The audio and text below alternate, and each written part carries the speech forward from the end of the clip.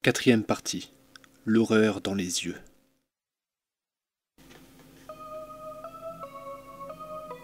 Un homme qui, sachant ce que je savais sur le monde des tempêtes, chercherait à découvrir seul la peur qui y rôdait, serait anormal.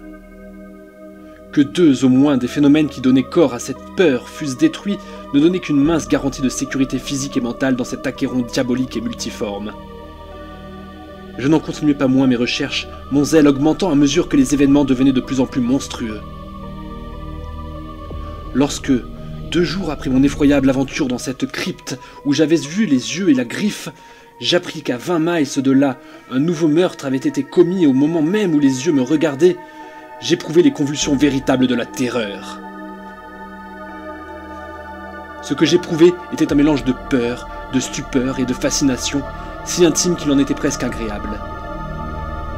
Parfois, dans les affres du cauchemar, lorsque les puissances invisibles vous font tourbillonner au-dessus des toits d'étranges cités mortes vers l'abîme grimaçant de Nice, c'est un soulagement et presque un plaisir de hurler sauvagement et de se jeter volontairement dans le noyau hideux des rêves et de sombrer dans les gouffres sans fond. Il en était de même pour ce cauchemar vivant du monde des tempêtes. Découvrir qu'il y avait en réalité 2 monstres m'avait donné un désir fou de plonger dans le sol même de ce pays maudit, et de mes mains nues, de faire sortir de la terre empoisonnée la mort qui en couvrait chaque pouce. Dès que je pus, j'allais voir la tombe de Jan Martins, et creuser vainement au même endroit. Un grand éboulement avait effacé toute trace du passage souterrain, et la pluie avait tellement repoussé la terre dans l'excavation que je ne savais plus jusqu'à quelle profondeur j'avais creusé. Je me rendis également au hameau où la créature de mort avait été brûlée. Je ne fus guère payé de mes peines. Dans les cendres de la cabane tragique, je trouvai plusieurs ossements, mais aucun, apparemment, ne se rapportait au monstre. Les montagnards prétendaient qu'il n'y avait eu qu'une seule victime, mais à mon avis ils se trompaient, puisqu'à côté d'un crâne d'homme entier se trouvait un autre fragment d'os qui, sans nul doute, avait également fait partie d'un crâne humain. Bien qu'on eût vu tomber le monstre, nul ne pouvait dire à quoi il ressemblait. Ceux qui l'avaient vu disaient simplement que c'était un démon. Examinant l'arbre où il s'était tapi, je ne vis aucune marque particulière. J'essayai de retrouver des traces dans la forêt obscure, mais cette fois, je ne pus supporter la vue de ces fûts à l'air malsain, de ces racines semblables à des serpents qui se tordaient méchamment avant de s'enfoncer dans le sol. Puis, je me mis en devoir d'examiner, une fois de plus, le hameau abandonné où la mort avait sévi davantage et où Arthur Monroe avait vu quelque chose que la mort l'avait empêché de décrire. Bien que mes recherches précédentes eussent été vaines en dépit de leur minutie, j'avais maintenant de nouveaux éléments d'information à éprouver. Mon horrible circuit dans la tombe m'avait convaincu que l'une au moins de ces créatures était souterraine. Cette fois, le 14 novembre, mes recherches concernèrent spécialement les flancs de Cone Mountain et de Maple Hill qui donnaient sur le malheureux hameau, et j'apportai une attention particulière à la terre meuble de la région où s'était produit l'éboulement sur Maple Hill. L'après-midi ne m'apporta rien de nouveau, et le crépuscule survint au moment où, de Maple Hill, je contemplais le hameau et le mont des tempêtes de l'autre côté de la vallée. Le coucher de soleil avait été magnifique, et la lune montait, presque entière, déversant sa lumière argentée sur la plaine, la montagne et les monticules qui s'élevaient çà et là. C'était un décor paisible et idyllique, mais, sachant ce qu'il cachait, je me prenais à le haïr. Oui, je haïssais la lune moqueuse, la plaine hypocrite, la montagne pourrie et ces monticules empreints d'une alliance malfaisante avec des puissances cachées et tourmentées.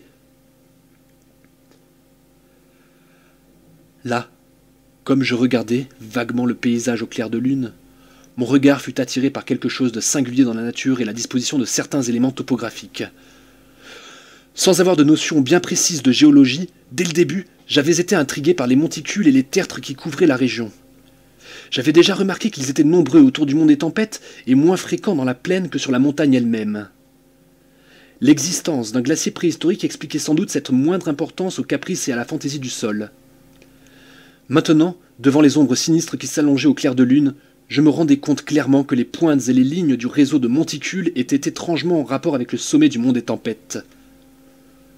Le sommet était sans doute un centre d'où rayonnaient indéfiniment et irrégulièrement les lignes et les rangées de monticules, comme si la demeure des Martins eût étendu des tentacules de terreur visibles.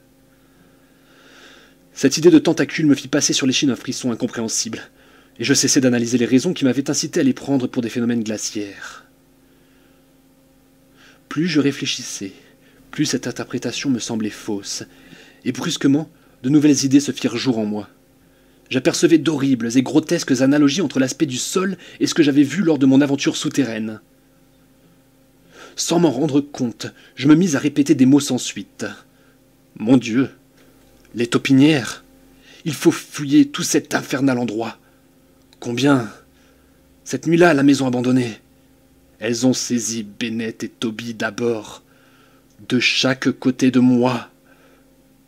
Puis, frémissant, je me mis à creuser dans les monticules les plus proches de moi, à creuser avec désespoir et jubilation à la fois, à creuser comme un fou, lorsqu'enfin je criai de saisissement, quand je découvris un tunnel ou un boyau exactement semblable à celui où j'avais rampé pendant cette nuit démoniaque. Je me rappelle ensuite m'être mis à courir, bêche en main. C'était affreux, cette course au clair de lune. Je traversais à toute allure des prés couverts de monticules, franchis d'un bond les crevasses malsaines et sans fond de la montagne hantée, et criant, haletant, je bondis à la maison maudite. Là, je me mis à creuser comme un fou dans toutes les parties de la cave étouffée par la bruyère, pour trouver le centre et le cœur de cet exécrable univers de monticules. Je me rappelle avoir éclaté de rire en rencontrant l'entrée du tunnel, un trou situé à la base de la cheminée ancienne. Il y poussait des herbes épaisses, dont l'ombre prenait un aspect terrifiant à la lumière de l'unique bougie que, par hasard, j'avais sur moi. Quelle créature était tapie au fond de cette fourmilière d'enfer, attendant le tonnerre pour sortir? Je l'ignorais. 2 hommes étaient morts. Peut-être avait-ce été aussi sa fin.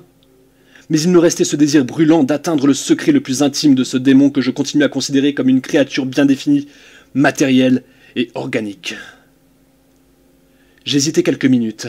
Allais-je me mettre immédiatement à explorer le souterrain, seul, à la lueur de ma lampe de poche, ou devais-je d'abord rassembler un groupe de montagnards pour me prêter main forte?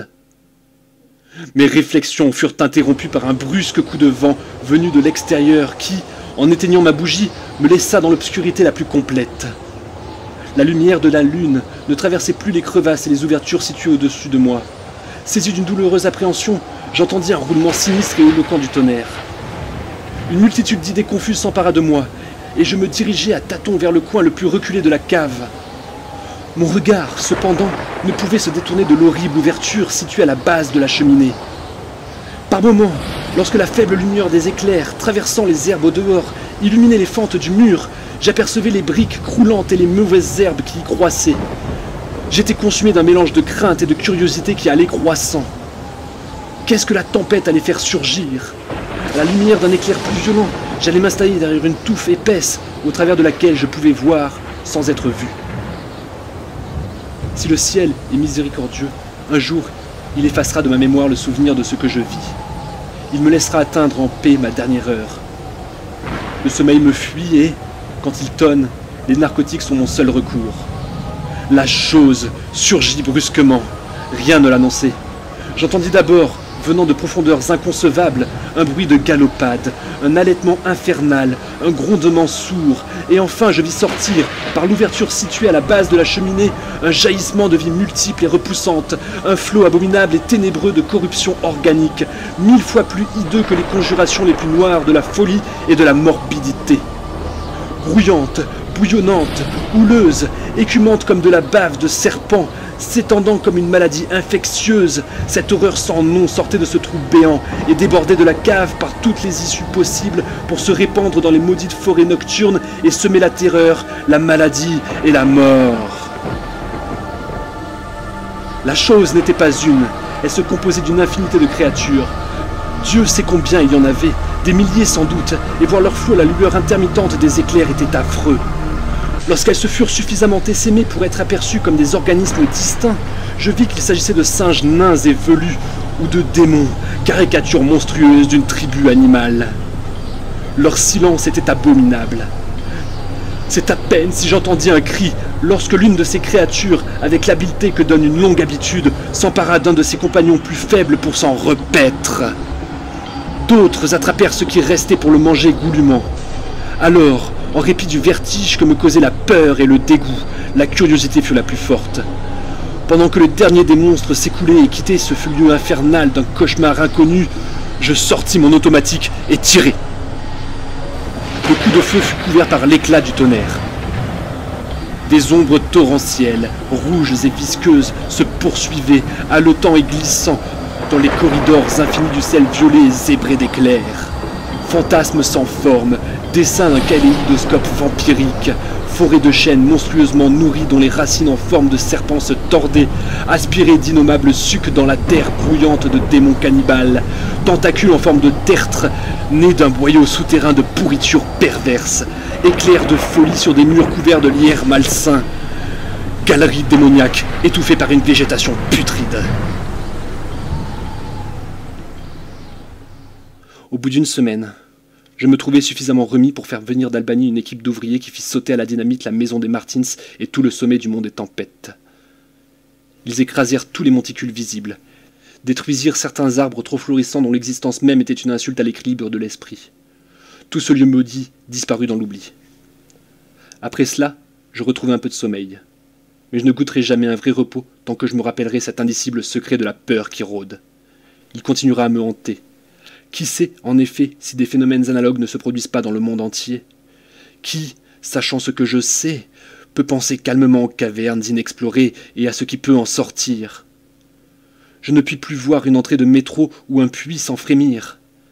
Pourquoi les médecins ne me donnent-ils pas quelque chose pour dormir ou pour me calmer tout à fait quand ils tonnent? Ce que je vis cette nuit-là à la lueur des éclairs, après avoir tiré sur cette chose rampante et sans nom, était si simple qu'une minute presque s'écoula avant que j'eusse pu comprendre. C'est alors que je me mis à délirer. La chose donnait la nausée. Répugnant gorille blanchâtre aux crocs jaunes et pointus et à l'épaisse fourrure, c'était le stade final de la dégénérescence d'un mammifère, l'effroyable résultat d'alliances consanguines et de cette nutrition cannibale, aérienne et souterraine, le cœur de tout ce chaos, de ce grondement, de cette peur grinçante qui rôde à l'arrière-plan de la vie. L'être, en expirant, m'avait regardé. Ses yeux avaient la même bizarrerie que ce que j'avais aperçu dans le souterrain et qui avait remué en moi de vagues souvenirs. L'un de ses yeux était bleu, l'autre marron. C'étaient les yeux vairons de la maison Martins dont parlait la légende, et je compris, muet d'une horreur bouleversante, ce qui était advenu de cette famille disparue, de cette famille terrible et sensible au tonnerre, de la sinistre famille Martins.